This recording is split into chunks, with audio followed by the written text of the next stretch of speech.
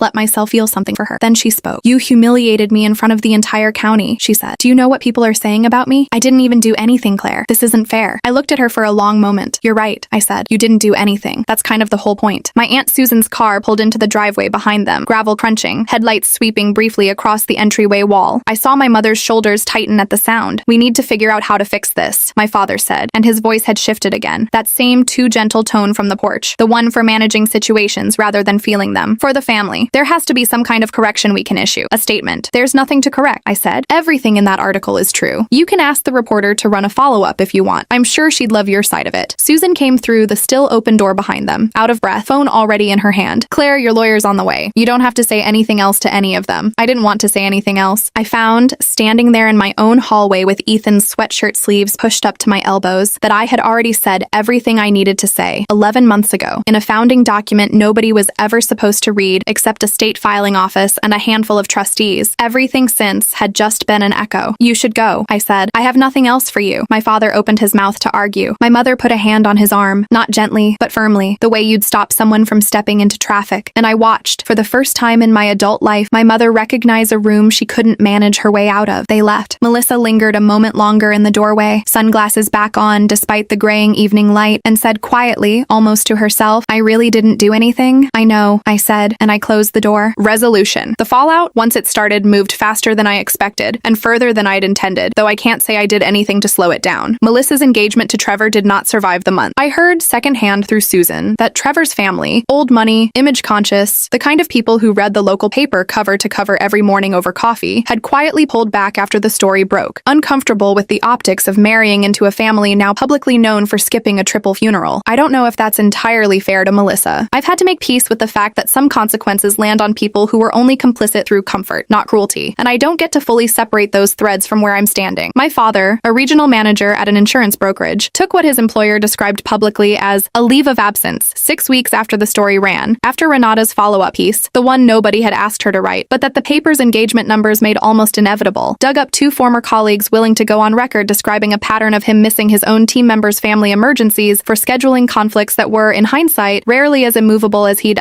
claimed. I don't know whether that piece was fair. I know it was accurate. My mother stopped attending her book club. I know this because Susan still talks to her occasionally, dutifully, the way you maintain a relationship with someone whose damage you've decided not to be angry about anymore. Diane told Susan once that she didn't understand how one sentence could do so much, and Susan, to her enormous credit, told her exactly how, because it was true, and true things, once someone finally says them out loud, tend not to go back into hiding. The Whitfield-Reyes Road Safety Initiative used a portion of the settlement, alongside its ongoing fundraising, to lobby successfully for stricter state-level enforcement of electronic logging device tampering, closing the exact manual override loophole that Meridian Freight had exploited. Frank Delgado testified before a state transportation subcommittee in the fall. Meridian Freight, facing a since-launched federal investigation into their broader logging practices, has not returned to normal operations. 3 of their regional dispatch supervisors were terminated. None of it brought anyone back. I want to be honest about that because I think stories like this one are sometimes told as though justice is a kind of resurrection, as though the right headline or the right settlement check can restore what was actually lost. It can't. Curtis Boyd, the driver, pled guilty to 3 counts of vehicular manslaughter and is serving an 11-year sentence. That doesn't give me back Lily's whistling laugh. It just means the system eventually did the thing it was supposed to do. Epilogue. It's been a little over a year now. I still have the stained glass compass rose in my front door. I had it professionally reinforced last spring after the pounding it took the night my father stood on my porch, because I decided I wasn't going to let that night be the reason something Ethan built with his own hands got damaged. It catches the morning light in a particular way, blue and gold across the hallway floor, and some mornings I still forget, for half a second, that it isn't going to be Ethan's shoes I hear next on the stairs. Waffles, the stray cat Lily named, still lives under the porch. I feed her now. I never used to, back when it was Ethan's quiet project and my mild objection, but I do now, every morning, because it's one small thread that still connects to a version of my life where feeding a stray cat was a minor domestic disagreement and not an inheritance. I speak to my parents perhaps twice a year, briefly, at Susan's gentle and persistent urging, mostly logistical, never warm. harm. I don't know if that will ever change, and I've stopped waiting to find out. Melissa and I haven't spoken since the porch. I think about reaching out sometimes, and then I think about a cream cardstock invitation sitting in a drawer for a party I was never really invited to in any way that mattered, and the impulse passes. The foundation is doing real work. That matters to me more than almost anything else that's happened since. Ethan cared about safety in a way that showed up in small, specific choices. The way he'd double-check a car seat buckle 3 times, the way he taught his shop students to respect a table, saw the way you'd respect something that could kill you because it could. I think he would understand, better than anyone, what it means that the sentence I wrote about my parents, the one nobody was supposed to read, ended up sitting in the same document that's now closing a legal loophole that let a company work a man to exhaustion and kill my family. I don't feel triumphant. I want to be clear about that. For anyone expecting this story to end with some kind of victory lap, I feel most days something closer to steady, not healed, not over it. I don't think over it is a real place a person actually arrives at. Not with this. Just steady, upright, standing in a house with a reinforced piece of stained glass in the door, 3 urns on the mantle, a cat that finally gets fed, and a truth that I stopped being willing to bury alongside everything else. They chose a birthday dinner. I chose to stop pretending that didn't tell me everything I needed to know.